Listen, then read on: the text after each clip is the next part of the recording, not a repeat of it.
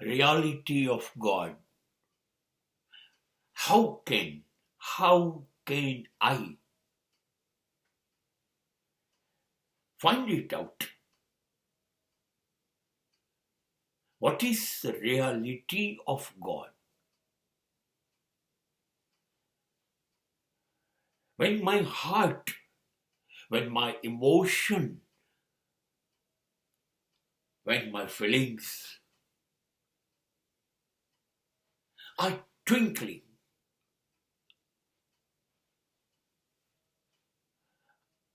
I don't think anything. At the same time, I say, yes, God is there. God is there. God is here. God is here. Hello, God. I am. I'm shouting. I want you. I need you. Where are you? But when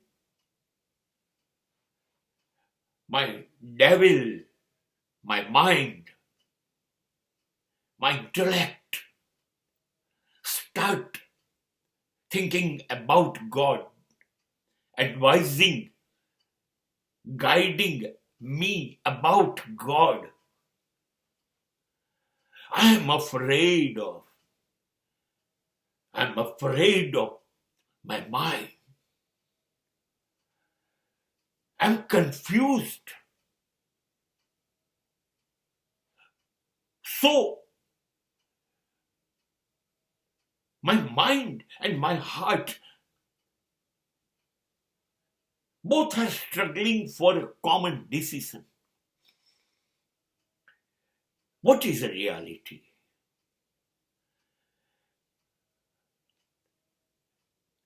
ઈશ્વરની અસલિયત શું છે?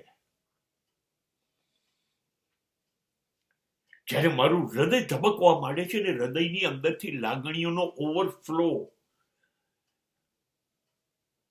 ત્યારે મને જવાબ મળે છે, બસ આ જે લાગણીઓ ધબકે છે ને, જે ધબકારા છે, અને તું જે માની રહ્યો છું એ છે, આ બ્રહ્માંડનું સર્જન કરનાર ઈશ્વર છે, બસ આનાથી આગળ મારું હૃદય મને જવાબ નથી આપતું અને હું માથું નમાવી દઉં છું. પણ એક શૈતાન મગજ છે ને મારી પાસે, અને એ મને ના પાડ્યા કરે છે, કોઈ ઈશ્વર નથી. કોઈ ઈશ્વર નથી. ઈશ્વર હોય તો દેખાય નહીં. ઈશ્વર હોય તો આટલા બધા દુષ્કર્મ થાય, આટલા અપરાધ થાય, પૃથ્વીની માનવજાત આટલી તકલીફમાં હોય. અરે બાપરે, આવા મને 50 સવાલો પૂછી કાઢે છે. કન્ફ્યુઝ થઈ ગયું છે. મન પૂછ્યા કરે છે, પાપ શું છે, પુણ્ય શું છે, સ્વર્ગ શું છે, નર્ક શું છે. મારી પાસે કોઈ જવાબ નથી હોતો. મન કન્ફ્યુઝ કરે છે. શૈતાનનું કામ જ છે ગૂંચવવાનું.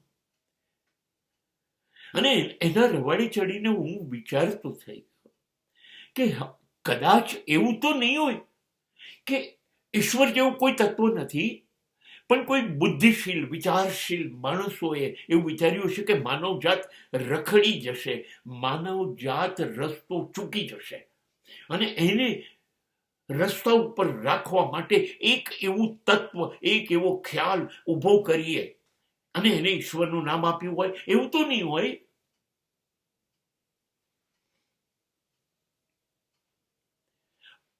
ઈશ્વરનો ડર રાખજો. ગોડ્સ ફિયરિંગ. ઈશ્વર છે, ડર રાખજો. ખોટું કરશો તો ઈશ્વર સજા કરશે, નર્કમાં નાખશે, ને પાપ કરશો તો ઈશ્વર છોડશે નહીં તમને, આજે નહીં ને કાલે. તો એક ડર નામનું તત્વ પેદા કર્યું. ઈશ્વરની એક બાજુ એનું નામ ડર રાખ્યું, જેથી સામાન્ય માણસ ખોટું કરતા રોકાઈ જાય અને બી જાય. બસ ઈશ્વર નથી, એક ડર ઉભો કર્યો, અને ડરને આ લોકોએ નામ આપ્યું ઈશ્વર. એવું તો નહીં હોય કે માનવજાત ડરતી રહે અને ખોટા રસ્તે ના જાય. નહીં, પણ એવા પણ માણસો હશે કે જેને ડરનો ડર નથી. તો એને ઈશ્વર કેવી રીતે મનાવવો? તો એ લોકોએ કીધું જો એને ડર નથી તો એને કોઈને કોઈ લાલચ હશે, સ્વાર્થ તો હશે જ. લાલચું તો માણસ જાત છે જ. હા, તો એને લાલચ આપો કે જો તું સારા કામ કરીશ તો ઈશ્વર તને સ્વર્ગમાં લઈ જશે, તો પુણ્યશાળી ગણાઈશ. તો એ લાલચ આપશે. ઈશ્વર તારું બધું કામ કરશે, તો સારું કર. તારું કશું ખરાબ નહીં કરે, તારી બધી ઈચ્છા પૂરી કરશે ઈશ્વર, તો સારા કામ કર. તો કદાચ આ બુદ્ધિશાળી માણસે બીજી બાજુ ઈશ્વરની બનાવી હોય એ લાલચ હોય. હા, હવે તો માણસને રોકી શકાય. કાં તો માણસને લાલચું બનાવી દો, એ લાલચની લાઈનમાં ઉભો રહી જાય અને ખોટું કામ ના કરે, કેમ કે ખોટું કામ કરીશ તો મને જે મળવાનું છે નહીં મળે. એટલે લાલચ ઈશ્વરની એક બાજુ હોય અને બીજું જે લલચાય નહીં, જેને ડર નથી, એને ડરાવવો તો પડશે ને કે ખોટું ન કરો, પાપ કરો છો તમે, નરક ઈશ્વર જુએ છે, સજા થશે, છોડશે નહીં. તો બીજો રસ્તો પાડ્યો, ડર.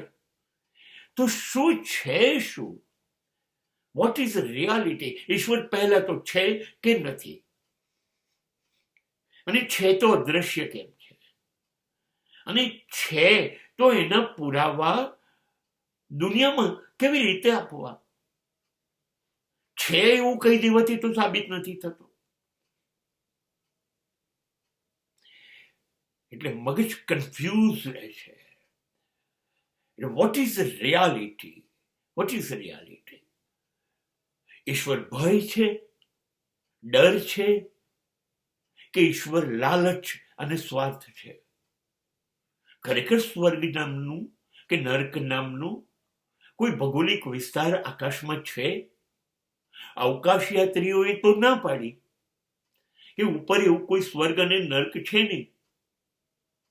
અને અહીંથી તો આપણા પહેલા હજારો લાખો માણસો મૃત્યુ પામ્યા, જતા રહ્યા. એમાંનો એક પણ માણસ પાછો તો આવ્યો નથી આપણને કહેવા કે ભાઈ ઈશ્વર પણ છે, એના ઉપર સ્વર્ગ પણ છે, ને નર્ક છે, નર્કમાં સજા થાય છે અને સ્વર્ગમાં જલસા છે. આવું કહેવા પણ કોઈ નથી આવ્યું. તો કેવી રીતે? ઈશ્વર તો કશું કહેતો નથી અને ગયેલા કોઈ આપણને કોઈ સંદેશો આપતા નથી. માનવો કેવી રીતે? So exactly it is a confused. What is God? And reality of God is a motive to find it out in my this life.